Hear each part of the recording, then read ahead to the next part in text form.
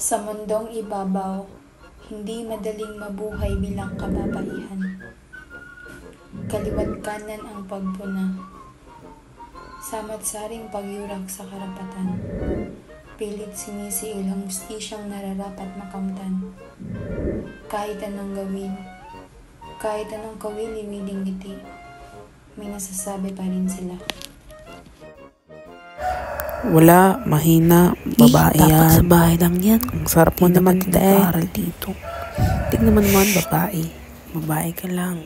Wala kang karapatang mamuno. Basta babae, mahina. Pweh.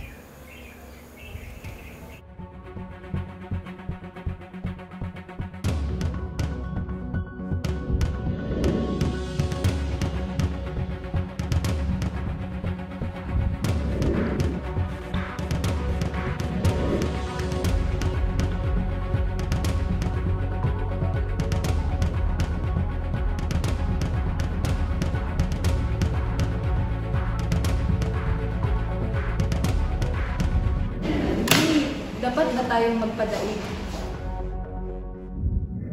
Ang totoong bakuna na kailangan natin ngayon ay bakuna laban sa sistema nagpapahirap sa kababaihan.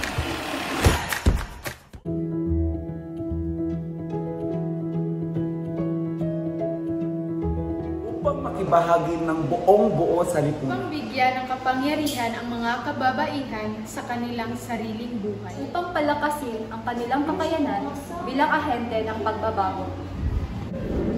Makiisa, mag-aksyon, magpalakas. Yan ang diwa ng isang kababaihan sa lipunan. Sulong